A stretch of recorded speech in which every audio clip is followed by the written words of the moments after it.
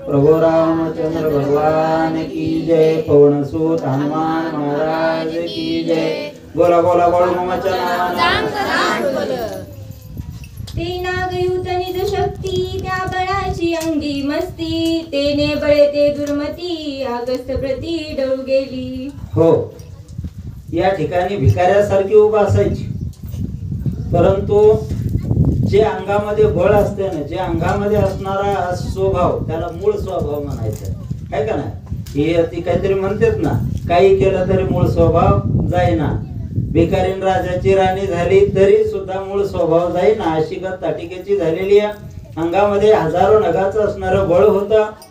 हजारो नगाचं बळ असल्यामुळे एके दिवशी तिच्या काय मनात आलं माहित नाही, अगस्त्य ऋषीकडे बळ स्पर्श करण्यासाठी ही गेलेली आहे। समवेत आपण विक्राळ करुनिया वंदन अगस्तीस छळिता जान तेने दारुणी शाप दिला। अकराळ विक्राळ रूप धारण केलं। पाठीमाग बघा, कोणी झोपला असला तरी येईल ती ताटिका। हो, अकराळ विक्राळ असणारं रूप धारण केलं, मोठच्या मोठं तोंड केलं महाराज। आपल्या पोरायला मी सांगितलं, एखादा बारका बारका ऋषी युट्यूब वाल्यासारखा जर असला तर म्हणले तुमचं बी तोंड मोठं करा। असे मोठे तोंड केलेलं आहे। अगस्त्य ऋषीकडे धावलेली आहे, काय करते पुढं? विक्राळ करुणी वदनासी ते तू मज देहू आलासी ते तू सुपुत्र राक्षसासी विक्राळ देहासी विटक। हो, आणि मग त्या ठिकाणी असणारा ऋषींनी शाप दिलेला आहे की या ठिकाणी विक्राळ रूप धारण करून तू माझ्याकडे आलेली आहे ना, तुझ्या मुलांनाही सांगितलं ना तू मोठं तू तोंड असं उघडून या। मग आता काय व्हा, असंच विक्राळ रूप तुमचं होईल असा अगस्त्य ऋषीने त्या ठिकाणी शाप दिलेला आहे। ते हे अगस्त्य शाप दत्त राक्षसी अति विरुद्ध प्राणी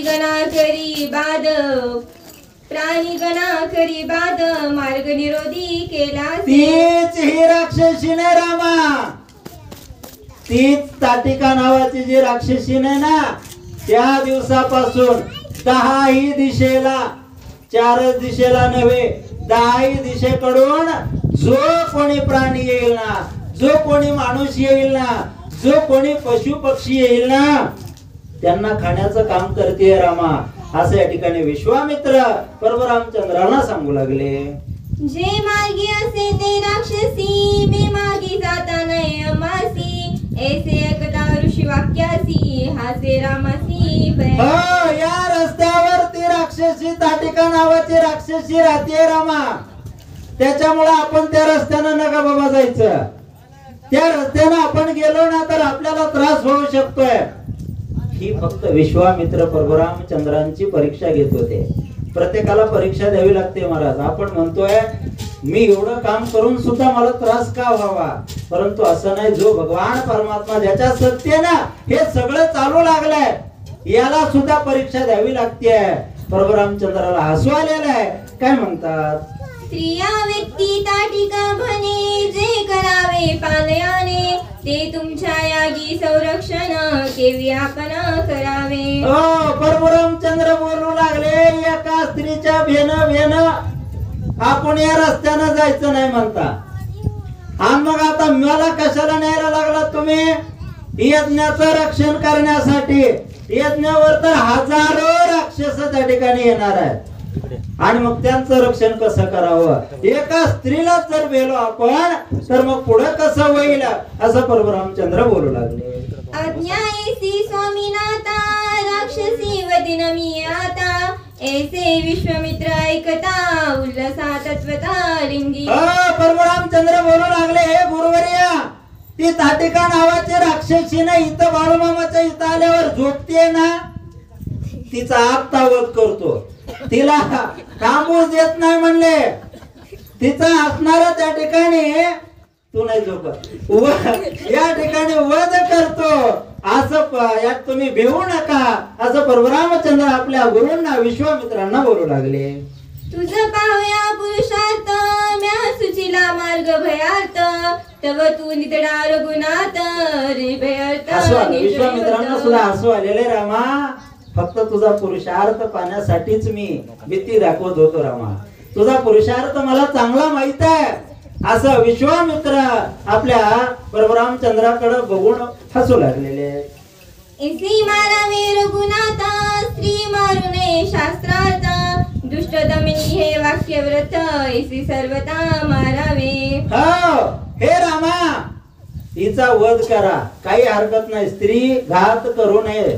स्त्री हत्येचं पातक साधं नाहीये, परंतु घात करू नये. परंतु मी सांगतो रामा, ही दुष्ट स्त्री आहे.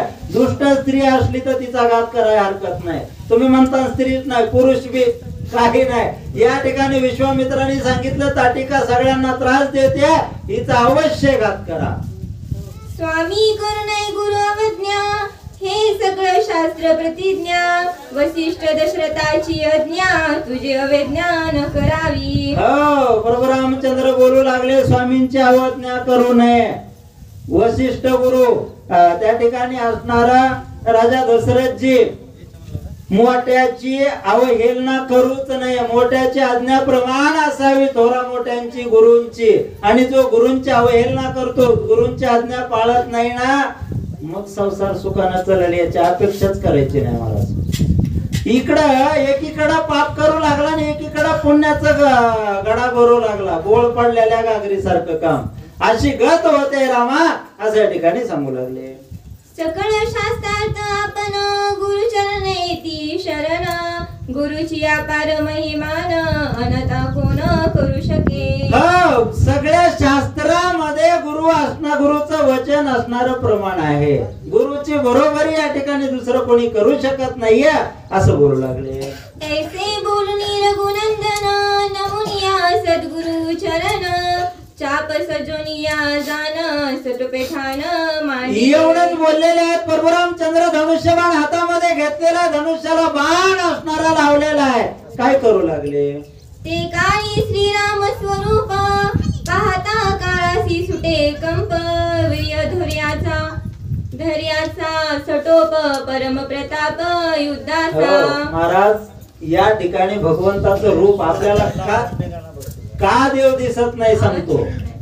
आपण मंदिरात गेलो ना, पाया पडताना डोळे झाकून पाया पडतो महाराज. आपण डोळे उघडे ठेवून सुद्धा नाही. भगवंताचं जे रूप आहे, धनुष्याला बाण लावलेले परशुरामचंद्र, आणि या ठिकाणी अगदी भयानक असं रूप विश्वामित्रांनी पाहिलेलं आहे.